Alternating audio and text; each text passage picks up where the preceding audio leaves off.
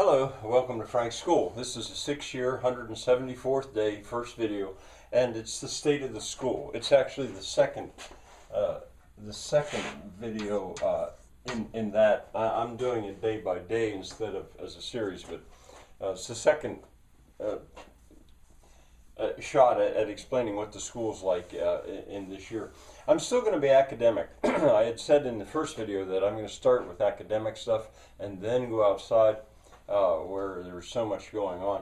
Well, I'm still going to stay inside. For one thing, it's raining. It's muddy. The weather's at least it's not bitter cold. But anyway, still inside. And I think I'm going to keep erasing because that really is handy for me. I mentioned that I'd found my community. Yeah, I did. All over the world. Australia is big. A lot of people maybe don't think of Australia a lot.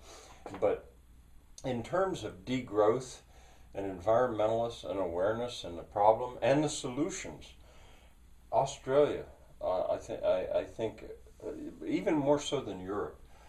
And Tasmania, I have a friend in Tasmania. Now, these are people who think like I do, very closely anyway. Germany, England, Canada, Portugal, Spain, Switzerland, and even in the United States. The United States it's so ironic in a way because the United States is the most destructive, um, and has been the most destructive to the environment, and knows accepts responsibility the least in general. Seems to be least aware of it. But anyway, I don't feel like I'm all alone. After about pushing 50 years of just wondering why don't people see this. Now I find there are people, and I know them personally, that see that and are trying to do something about it. Maybe not today, but maybe another day. I'll put some names on here, some links where you could join the community if you wanted to. In general, at Frank's School, there is now a huge corpus. I call it a corpus, a body of literature. Didn't even look, but I'm sure I have over 2,000 videos. It's not. It's somewhere strong of 2,000 videos, all teaching, and that's called a corpus when you've got a body of literature that's there available for study. Linguists need a corpus to study a language, and I feel a need to go back to put Gloss back in action. Gloss is the name I gave to myself as I re-examine what I've taught and make commentary on what I've taught. And I did go the whole way through the first year, but I need to start the second year up. For one thing, it's good for me and it's fun, to go back and see what was I teaching then, and it helps me to sort of sort out because now I'm much more out into new territory. But anyway, there is a huge corpus to this school now. If somebody decided they were going to take Frank's School, they were going to enroll, I guess you'd say, in Frank's School and just take the whole works. Whoa, man, they'd be at it. They'd be at it a while. A school kid, for example, starting in 7th grade, if he took basically one a day, he'd be into college before he was done. Of course, you could double up, you could go much faster. All right, a word about the book. I said that I'm writing a book. Sorry about this cold. Building with Pallets, a New Vernacular Architecture. Well, at a certain point, I realized I'd better start using photographs instead of waiting for the drawings, the architectural drawings. They're really nice because, they get all cleaned up and it's easy enough to see it. But I started taking photographs. And I want to say thanks, Shirley Hockling, my German friend. She kept telling me, you need to stop making so many videos and start making photographs. And I finally did it. She was right. And so it really made my book possible to keep going on because there are now a lot of photographs in it. And incidentally, if anybody can't wait and you'd like to see what that book looks like, if you'll send me an email and a request, I'll happily send you the file of it as it stands now, for commentary. The seasonal spiral, what I mean by that is, I've mentioned different times before, the seasons keep going on and time passes. But time doesn't just pass, it spirals. And there are certain things that are appropriate to do in winter, in spring, in summer, in fall. And I work on various projects, but then when the season when the season gets past, I have to abandon that because I have to turn to other stuff.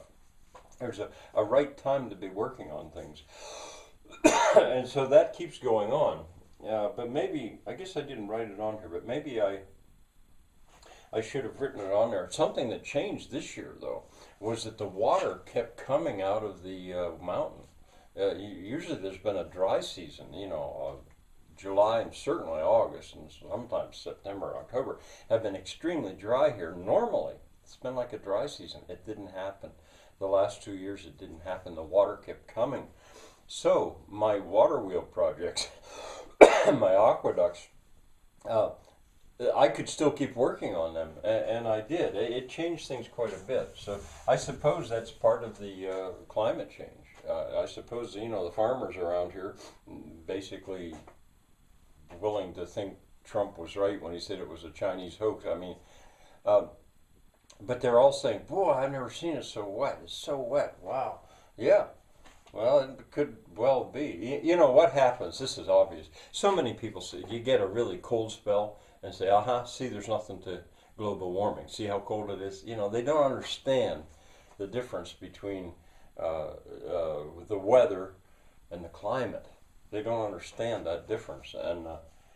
But anyway, now, there was a fairly major decision, architectural decision I made here with the living roof. I decided that all these huts I'm building, and I've started over 25. I'm calling them folk huts now. These huts built out of pallets, less than 100, or just about 100 square feet each one. But I decided to build them strong enough to support a living roof, and not just a half-inch layer of moss.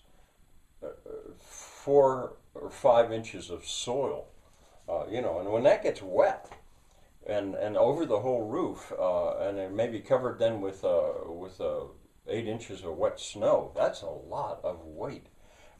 And I had to rethink how I was building these huts. I had to make them much stronger, but it makes them better, and I'm real glad for that decision. But it did make me have to back up and redesign some things, but I'm even more content with it. And again, this will all come out in the in that book. So that was a pretty big decision, and as I say, I had to back up, and I've been glad that I don't virtually never build anything that can't be easily taken apart. So a lot of these huts, I'll be taking them apart and then rebuilding them in a better way, better, stronger way. Well, with the climate reports, over the last 2 years, there was a UN climate report, a real big deal, which of course the world paid a lot of attention to. And the U.S. Sort of woke up a little bit. But then there was a United States. The U.S. government also issued a climate report. And little by little, there's an awareness. People are starting to wake up to this enormous problem. A general awakening. And I was referring to that before. It's what's been clear since about 1970 for those that thought about it and looked and listened and could accept it, is now beginning to sink in. But the problem is tipping points have probably been passed. These reports come out and they say, by 1920 or 2029, if something's not done by 2029, it'll be too late. That's such an artificial idea. Surely it's going to get worse, but these tipping points, there may already be passed. But anyway, at least people are waking up, and that's changed sort of my world, because people around me, they're not rushing to me and say, "Oh, you were right." No, they're not going to do that, but they have they're a little bit closer to understanding why I would do what I did. And finally, I want to mention this young woman, this girl, Greta Thunberg. I don't know how you'd pronounce it. She's a Swedish girl, 15 years old. You may have noticed her by now. She managed to get fame. She spoke to to a United Nations conference, very eloquent in English. And if you don't know about her, I would say you should probably Google her and listen to her speaking. Maybe she's going to be a Joan of Arc for our time.